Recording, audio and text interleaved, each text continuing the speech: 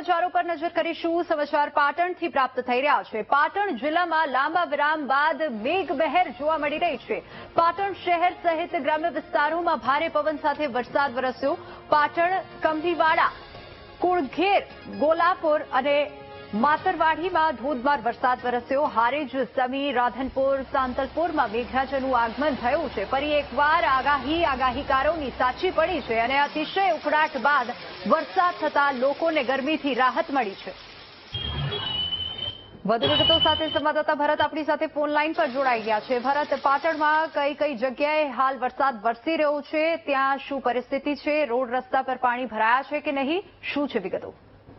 ચોક્કસથી વિની, પાટણ જિલ્લાના ખેડૂતો એક બાજુ કાગડોળે મેઘરાજાની રાહ જોઈ રહ્યા હતા અને ઓગસ્ટમાં જાણે કે મેઘરાજા રીસાયા હોય એ રીતના દ્રશ્યો સમગ્ર જિલ્લાની અંદર જોવા મળી રહ્યા હતા। પરંતુ આજે જન્માષ્ટમીના પર્વના દિવસે જ આજે મેઘરાજા સમગ્ર જિલ્લાની અંદર મન મૂકીને વરસી રહ્યા છે। પાટણ, હારીજ, ચાણસ્મા, સિદ્ધપુર, સાંતલપુર, રાધનપુર સહિતના જે ગ્રામ્ય વિસ્તારો છે, તાલુકાઓ છે, ત્યાં આગળ વરસાદ વરસી રહ્યો છે। આ વરસાદ વરસવાના કારણે હેક્ટરથી વધુ જમીનમાં જે ખેડૂતો દ્વારા વાવેતર કર્યું હતું તમામ પાક મુરઝાતો હતો, પરંતુ આ વરસાદ વરસતા જે મુરઝાતા પાક છે તેને જીવતદાન મળશે અને બીજી બાજુ જે રીતે અતિશય ઉકળાટ હતો તેને લઈને તે લોકોને અત્યારે આંશિક રાહત થઈ છે। કારણ કે ઓગસ્ટમાં વરસાદ રીસાયો હતો અને તેને લઈને ખેડૂતો દ્વારા કરેલા ખર્ચાથી માથે પડે તેવી સ્થિતિ જોવા મળી રહી હતી। પરંતુ જે જન્માષ્ટમીના પર્વ જે રીતે વરસાદ વરસ્યો છે અને વરસાદ વરસવાના કારણે ખેડૂતો માટે આ વરસાદ ખાતા સોના સમાન ગણી શકાય। જી ભરત, આભાર સમગ્ર માહિતી બદલ। તો આ તરફ સુરેન્દ્રનગરના ચુડા તાલુકામાં ભારે વરસાદ વરસ્યો છે। ચુડા તાલુકાના ગ્રામ્ય વિસ્તારમાં પણ વરસાદ વરસ્યો છે। ભૃગુપુર, કારોલ, મોજીદળ, કરમળ અને આ તમામ ગ્રામ્ય વિસ્તારમાં વરસાદ વરસ્યો છે। સાર્વત્રિક વરસાદ થતા ખેડૂતો ખુશખુશાલ જોવા મળી રહ્યા છે। ચુડા તાલુકામાં ધોધમાર વરસાદ વરસ્યો છે। આ દ્રશ્યો સુરેન્દ્રનગરના ચુડા તાલુકાના છે, જ્યાં શહેરી અને ગ્રામ્ય વિસ્તારમાં વરસાદ વરસતા રસ્તાઓ પર પાણી ભરાવાના દ્રશ્યો જોવા મળી રહ્યા છે, તો વાહન ચાલકોને પણ હાલાકી પડી રહી છે। વધુ વિગતો સાથે સંવાદદાતા સચિન ફોન લાઈન પર જોડાઈ ગયા છે। સચિન, સુરેન્દ્રનગરના ચુડાના અમે લોકો દ્રશ્યો જોઈ રહ્યા છે અત્યારે હાલ, અને ત્યાં હાલ વરસાદને લઈને શું વધુ વિગતો મળી રહી છે?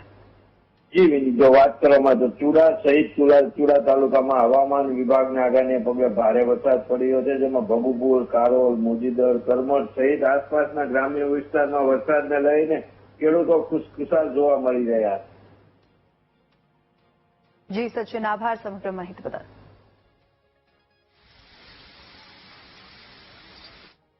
જેતપુરમાં વરસાદે લોકમેળાની મજા બગાડી છે। આજે જન્માષ્ટમીનો પર્વ છે અને જન્માષ્ટમી સાતમ આઠમ નિમિત્તે ત્યાં લોકમેળો યોજાય છે। જેતપુરમાં વરસાદ ખાબકતા લોકમેળામાં રંગમાં ભંગ પડ્યો છે। શહેરમાં બપોર બાદ ધોધમાર વરસાદ જોવા મળ્યો અને ધોધમાર વરસાદ પડતા જ મેળાની મજા માણવા આવેલા લોકોના રંગમાં ભંગ પડ્યો છે। લોકોએ વરસાદથી બચવા દુકાનોમાં આશ્રય લીધો અને શહેરમાં મુશળધાર વરસાદથી ખેડૂતો ખુશખુશાલ જોવા મળી રહ્યા છે। વધુ વિગતો સાથે સંવાદદાતા ધ્રુવ ફોન લાઈન પર જોડાઈ ગયા છે। ધ્રુવ, જેતપુરમાં લોકમેળાની મજા બગડી છે, શું વધુ વિગતો? માફ કરજો, ફરી એકવાર ધ્રુવ સાથે આપણે સંપર્ક સાધવાનો પ્રયાસ કરીશું, પરંતુ જે સમાચાર અત્યારે પ્રાપ્ત થઈ રહ્યા છે તે પ્રમાણે વરસાદે લોકમેળાની મજા બગાડી છે। જેતપુરથી આ સમાચાર પ્રાપ્ત થઈ રહ્યા છે। ફરી એકવાર સંવાદદાતા ધ્રુવ આપણી સાથે ફોન લાઈન પર જોડાઈ ગયા છે। ધ્રુવ, લોકમેળાની મજા બગડી છે કારણ કે રંગમાં ભંગ પડ્યો છે વરસાદ ખાબકતા, શું વધુ વિગતો? ચોક્કસથી જો વાત કરવામાં આવે તો જેતપુરમાં બપોર બાદ ધોધમાર વરસાદ જે છે તે એન્ટ્રી થઈ ગઈ છે। ત્યારે જેતપુર આઠમના વધામણા છે તે મેઘરાજાએ કરી દીધા છે। ત્યારે જેતપુરમાં ચાલી રહેલ જન્માષ્ટમી લોકમેળામાં વરસાદે છે તે મજા છે તે બગાડી છે ને જોઈ શકાય છે જે મેળામાં છે તે રસ્તાઓમાં પાણી છે તે જોવા મળી રહ્યા છે। સાથોસાથ જેતપુર શહેરમાં બપોર બાદ અચાનકથી ધોધમાર વરસાદ આવતા ક્યાંક ને ક્યાંક જે જેતપુર શહેરના ગ્રામ્ય વિસ્તારમાંથી જે લોકો આવતા મેળામાં છે તે મજા છે તે બગડી છે। જેતપુરનો છે તે સાતમ આઠમનો લોકમેળો છે તે ખૂબ મોટો છે ને તેના લોકો છે તે મજા છે તે મારવા માટે આવતા હોય છે, પરંતુ ક્યાંક ને ક્યાંક મેઘરાજાએ છે તે આ વરસાદ છે તે મજા છે તે બગાડી છે। જી ધ્રુવ, આભાર સમગ્ર માહિતી બદલ. તો આ તરફ રાજકોટના જામકંડોરણામાં પણ લાંબા વિરામ બાદ વરસાદ વરસ્યો છે. દિવસભરના અસહ્ય ઉકળાટ બાદ શરૂ થયો ધોધમાર વરસાદ અને જામકંડોરણા અને આસપાસના ગ્રામ્ય વિસ્તારોમાં ધોધમાર વરસાદ વરસતા વાતાવરણમાં ઠંડક પ્રસરી છે. ધુધીવદર, બોરૈયા અને ધોળીધાર સહિતના તમામ ગામડાઓમાં ધોધમાર વરસાદ વરસ્યો. જામકંડોરણાના અનેક ગામડાઓમાં વરસાદ વરસ્યો. અનેક જગ્યાએ 1 ઇંચ જેટલો વરસાદ ખાબકતા વાતાવરણમાં ઠંડક પ્રસરી છે.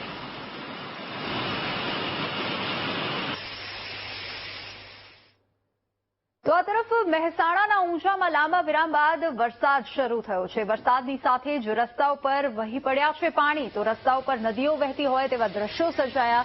વરસાદ વરસતા ખેડૂતોના પાકને મળ્યું છે જીવનદાન અને કપાસ, મગફળી, સોયાબીન સહિતના પાકોને ફાયદો થશે અને ખેડૂતોમાં પણ ખુશીની લહેર જોવા મળી રહી છે.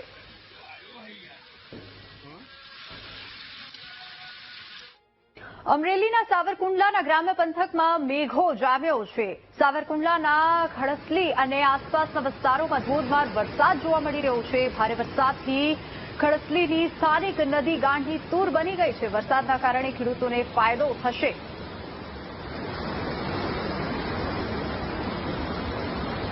સાવરકુંડલાથી આ સમાચાર. ત્યાં મેઘો મહેરબાન થયો છે. ધોધમાર વરસાદ પડતા ત્યાંની સ્થાનિક નદી ગાંડીતુર બની છે અને આસપાસના વિસ્તારોમાં નદીના પાણી પણ અંદર ઘૂસ્યા છે. લોકોને સાવચેત રહેવા અપીલ કરી છે.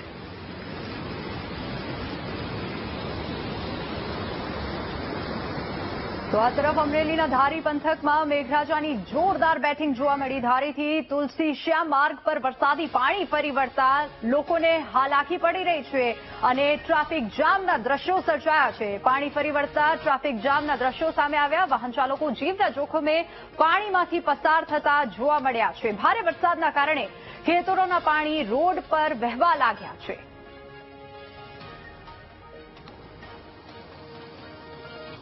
તો વધુ વિગતો સાથે સંવાદદાતા દિલીપ આપણી સાથે ફોન લાઈન પર જોડાઈ ગયા છે.